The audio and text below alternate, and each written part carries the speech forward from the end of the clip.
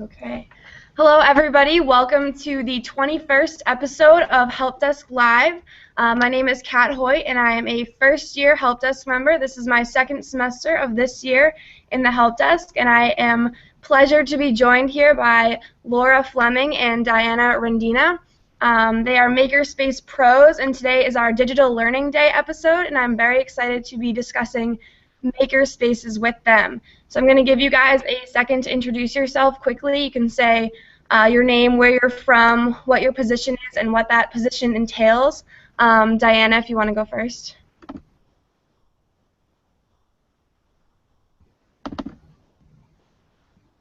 Rendina, I'm the media specialist. Librarian here. Last year we started a makerspace at our school, and this past school year we began creating a physical space to it and kind of broadening that into more programs at our school. Awesome. Okay. Lara, if you want to introduce yourself. Hi, I'm Lara Fleming, Library Media Specialist at New Milford High School in New Milford, New Jersey. And we too launched our makerspace last year, and it's been amazing to see it evolve over time into a flourishing space now in our school community, which we're very proud of. So that's part of what I do. Another part of what I do is I'm a technology integration specialist here at my school, and the makerspace kind of blends those two things beautifully. Awesome. Before I start asking you guys questions, I would like to congratulate you, Lara. You are a newly published author. Your book, Worlds of Making, our help desk plans to purchase very soon, and I think I speak for all of us when I say we are all really excited to read that. So congratulations. Thank you so much, Kat. Welcome. So I'll ask our first question first. Dianna, if you want to answer it, it is, based off your experience, what have been the benefits of implementing a makerspace in your school? Oh wow, there's a lot of different things that have benefited our school by having a makerspace. I think the best thing for us is that it gives our students a place to kind of be creative and just kind of like have fun and explore different things that they're interested in a more informal way.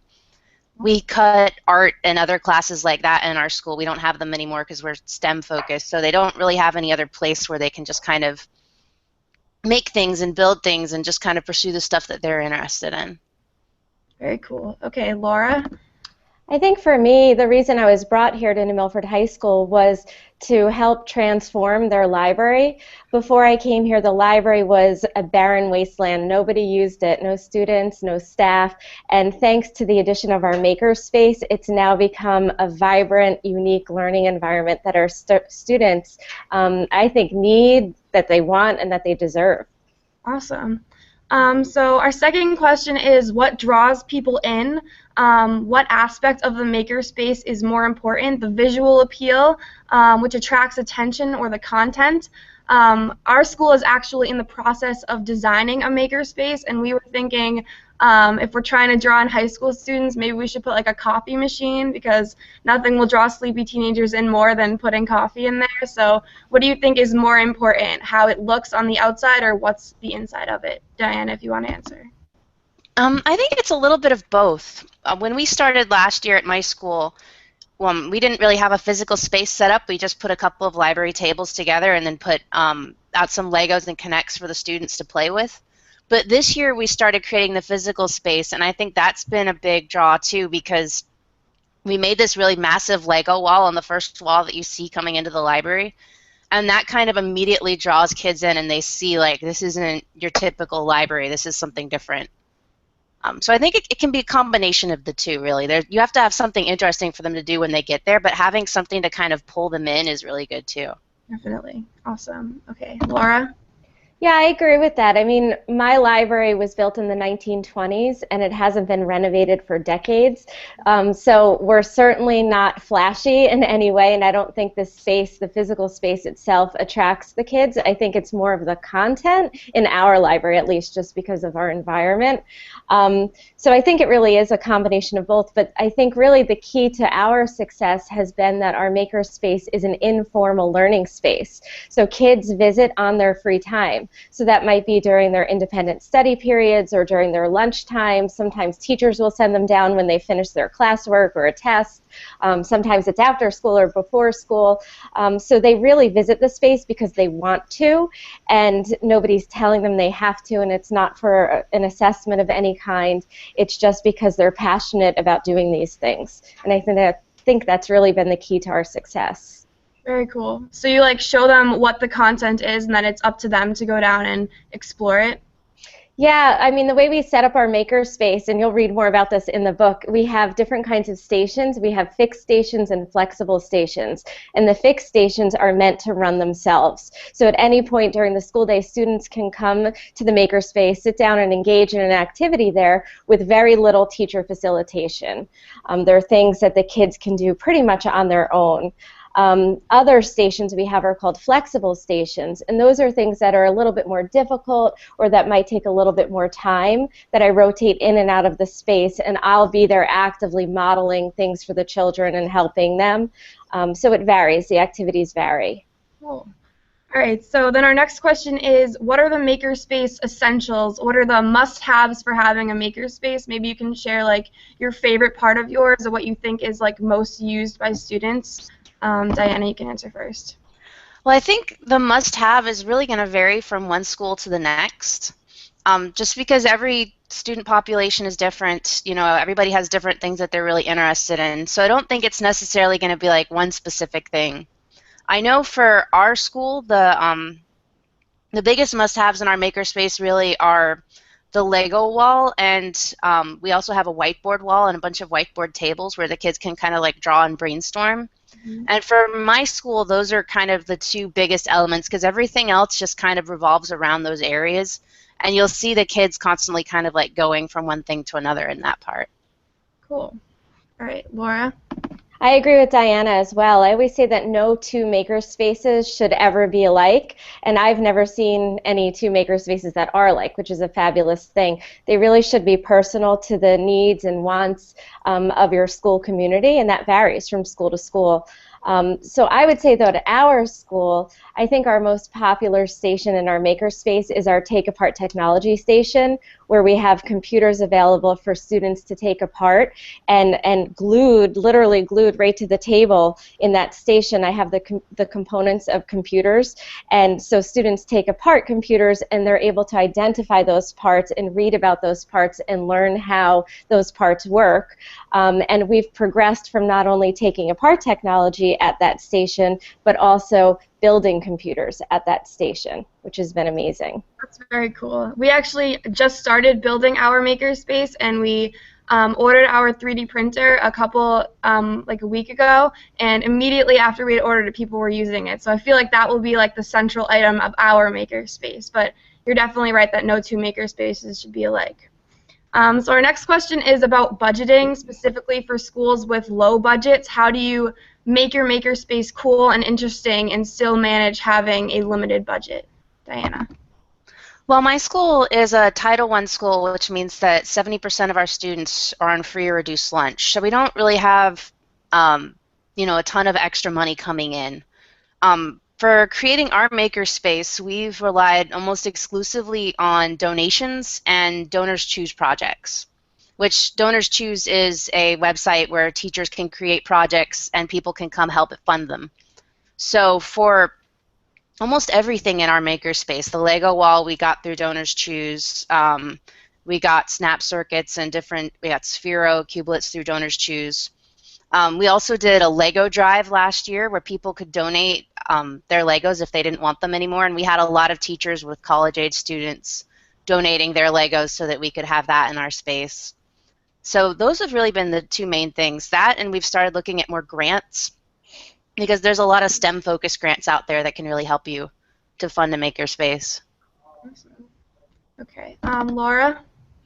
Last year when we launched our makerspace, I have to say I think our biggest cost was our 3D printer, but aside from that, I really only spent about $1,000 to launch the makerspace, and that included all of the materials that got us through all of last year, which was amazing. Our Take Apart Technology station, is free, because we use computers here at our school that aren't broken, but that are running slowly, that are being replaced for whatever reason, that our tech department gives us for our makerspace. So that is such a flourishing part of our makerspace that is completely free, which is amazing. And we also, computer coding is one of our themes in our makerspace, so we also take advantage of a lot of the free resources that are out there on the web to do those kinds of activities. Awesome. I love that idea with taking apart the technology and stuff, and you could even just like send an email out to the school and say anybody who has like an old phone or something that they're not using, if they want to bring it in. Absolutely, and we've had students and teachers donate either their old desktop computers, their old cell phones, their old iPods, whatever it might be, and the kids just eat all of that stuff up. They love taking apart those different devices. That's awesome.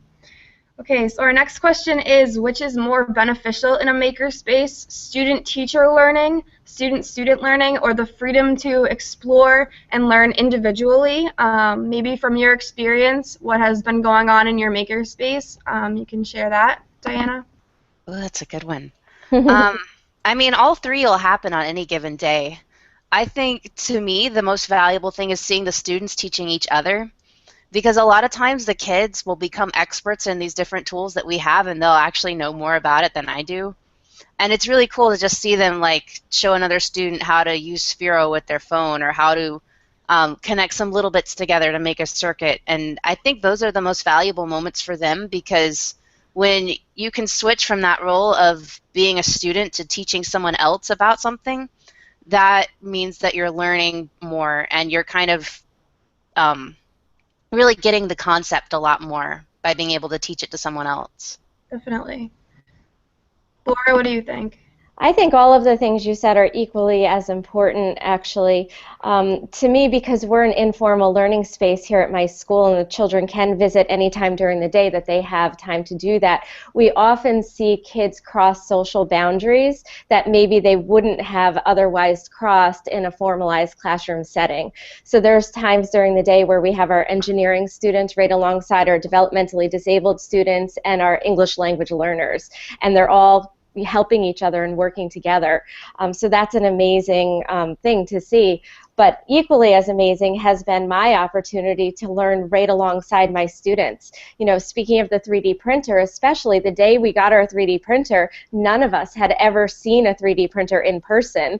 None of us knew how to use it or knew what we were doing. So it was this fabulous opportunity to learn it all together. And I've had a lot of students who have gone home at night or on weekends and have watched YouTube videos on our 3D printer or on 3D design, and have come back to school to teach me and to teach their peers. So it's just been an incredible experience to learn right alongside my students. That's very cool. In our help desk, each of us are assigned a project, and my project for this semester is actually the makerspace. That's like my responsibility to organize it and everything. Wow. And like Awesome.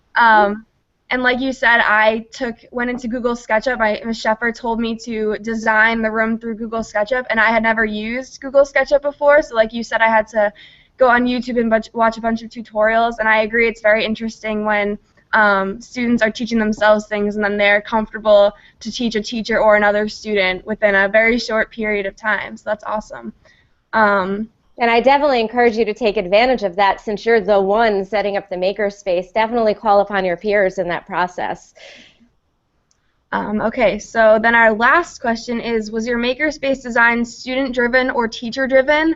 Like I said, our makerspace is, Ms. Sheffer is definitely the main person pushing us, but myself and another senior, Mira, are designing it, and the creativity is coming from us, and we are very excited to, like both of you said, make it a student-student learning kind of thing. We hope that people will come down from their classes and want to learn from us, and we can teach them how to do everything. So was your makerspace a student-driven project or a teacher-driven project, Diana? Well, it was a little bit of both, but as we were putting it together, my students were really the ones that had the main influence on what we were doing. After we took that first step and we put the Connects and the Legos out on our library tables, I put out a call on our school social network platform, and I just asked if anyone was interested in helping to plan a makerspace, which none of the kids really knew what that meant, but a bunch of them kind of jumped on it when I said it was Legos and stuff. So we had a makerspace planning committee, and those kids were the ones who kind of, we talked about what kinds of tools we wanted to have, what kinds of experiences, do we want it out all the time, do we want to have clubs, and they really kind of helped direct what that space was going to be, what it was going to look like, what we were going to put in it. So I kind of provided guidance and offered pictures of different maker spaces and things to kind of inspire them. But they were the ones who really decided, this is how we want this space to be, this is the kind of stuff we want to have there. Awesome. So you guys have a really big space. I remember I went to, I think, the second half of your session at EduCon. Do you have any suggestions for us? Because we have actually a very small space. I think our room is 9 by 21 maybe. So do you have any suggestions for how we can space ours out compared to yours, which has so much room? Is this question for me or for Laura? For you, Diana. Oh, okay. I wasn't actually at EduCon, but for our space, it's not really huge. What we basically have is a corner of the library. I don't know the exact dimensions, but I would guess it's maybe like 15 feet by 15 feet. And then we have a room in the back that used to store all the videos for teachers to check out, but we moved those to a different area, and the kids have that room, and that's probably maybe like a 8 by 10 foot room or something like that. Okay. So we kind of made it to where it would kind of blend with the rest of the library. So sometimes kids will hang out in that area. They aren't necessarily making stuff. They're just hanging out with their friends. And then sometimes they'll be working on a project and they'll actually bring it to like a different part of the library and work on it there. So it all kind of blends together. Awesome. Okay. So that's actually all the questions that I have. If you guys have any last things that you want to share, maybe that I didn't hit with one of my questions that you think is important for schools that would like to implement a makerspace, either of you have something? Yeah, I can add something to that. I get calls all the time or emails all the time from schools who want to develop a makerspace, and oftentimes the question I get asked first is, I have a certain amount of money, whatever it might be, what should I buy? And to me, that's a big pet peeve of mine, because I don't think the process in planning a makerspace starts with what you should buy. I think there's a lot of planning that needs to take place first before you decide what you should buy. And part of that planning is exactly what Diana was talking about, talking to your students, talking to your teachers, assessing the needs of your school community, and taking into consideration things that are just happening in education and in the world today, and based on those things, developing themes for your makerspace, and then based on those themes, making your purchases. Okay, awesome. Diana, do you have any one thing that you want to share, like a piece of advice? Oh, the Laura's was so good. I would say just, I think you guys have already kind of covered it, but just making sure that it's really student-driven and that you're going with what the students are interested in, and also making sure that you do things just to kind of build in that culture of creativity and making throughout the school, which it sounds like you guys have already kind of started doing that. You really want to make sure that you don't necessarily have to limit making just to that one maker space. You could bring it out into different areas. Like I said, it kind of spills over into the rest of the library for us, and sometimes I'll see kids like over in the stacks of books like building a little robot like in a little corner, because that's just their space. So just kind of having that culture and not worrying about having it be limited to one specific area. Definitely. Okay. So I want to give you guys a quick second to promote yourselves, share your Twitter accounts, your blogs. You can tell people how they can get your book, Laura, so that people can connect with you and see all the awesome things that you guys are doing with your makerspaces. Diana, if you want to go first with that. Sure. So I blog at renovatedlearning.com. That's where we've documented the process of my blog. I was blogging last year when we first started it, the process of my makerspace, not my blog. So all of the different stuff on there, and I've got resources and links to things that we used as we got started. And I'm on Twitter at Dianna L. Rendina. So you can find me there. Right. Laura, if you want to go. Sure. My blog is www.worlds-of-learning.com. And I'm also on Twitter at NMHS_LMS. And my book, which I just happen to have right here, is called World of Making: Best Practices for Establishing a Makerspace for Your School. And I should add, too, that Dianna contributed to this book. So anybody who reads this book will hear her makerspace story in this book as well, which is just fabulous. The book is available on Amazon, and it's also available through Corwin, who's the publisher of the book. And I'm constantly tweeting links for it, so you can't miss it. Awesome. Okay.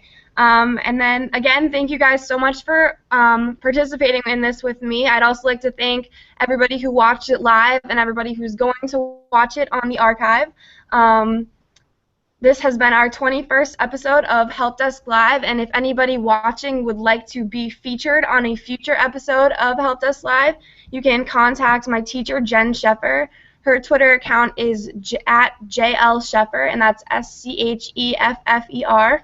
Or you can email her at jsheffer@bpsk12.org.